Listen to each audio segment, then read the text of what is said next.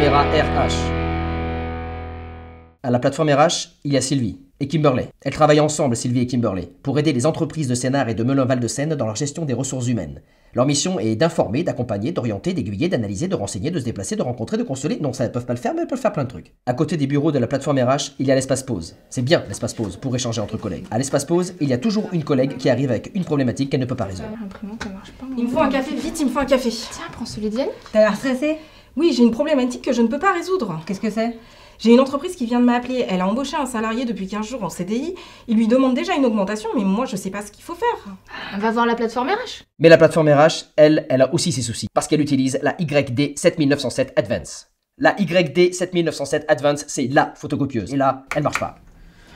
Ça marche jamais ce truc là, c'est pas possible ça.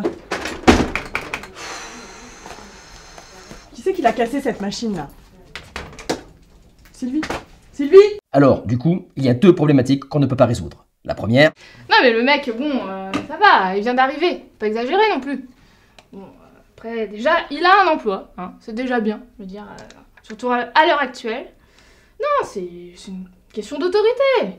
Je veux dire, l'employeur, il a pas besoin de plier à ses demandes. et la seconde. Je te dis que ce n'est pas moi. Oui mais ça marchait ce matin. Eh ben je n'y ai pas touché. La première, Non, tu vois, pour moi, le problème, il est plus profond. Ce genre d'attitude, ça montre vraiment un manque de reconnaissance, voire même d'estime de soi. Ce salarié, il a dû avoir des problèmes dans son enfance, une psychose infantile, quelque chose. Je sais pas, moi. Pour moi, c'est très freudien tout ça. et la seconde. Bon, qui a utilisé le photocopieur ce matin? Qui? La première, Non mais vous imaginez les gars, je vous le fais. Moi je suis salariée, je fais ce que je veux, je suis dans mon droit, je veux une augmentation tout de suite, sinon je viens plus bosser. Non mais il a qu'à démissionner, hein, franchement. et la seconde. Vous voyez les fiches, j'appuie là. Et il se passe rien. Planté. Là, je peux pas t'aider. Moi non plus, je peux pas t'aider. Par contre, Fabienne, elle a un problème avec une entreprise. Peut-être que tu pourrais l'aider. Enfin, c'est plutôt l'entreprise qui a un problème avec un nouveau salarié. Mais la première problématique, à la plateforme RH, on la résout toujours. Les deux parties ont signé le contrat. Ça veut dire qu'ils ont accepté les conditions qui sont fixées, et notamment la rémunération. Après, il y a la période d'essai qui est aussi prévue pour ça. Une période d'essai peut aller de 2 mois à 4 mois maximum en fonction du statut du salarié et en fonction de la convention collective.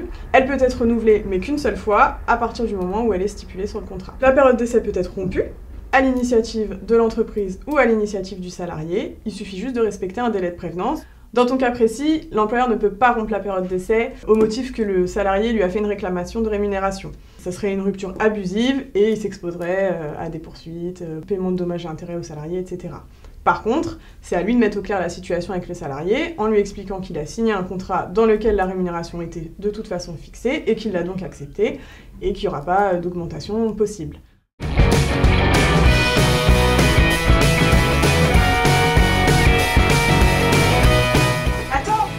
Ne touche pas à la photocopieuse, j'ai renversé mon café dessus ce matin, elle est complètement plantée.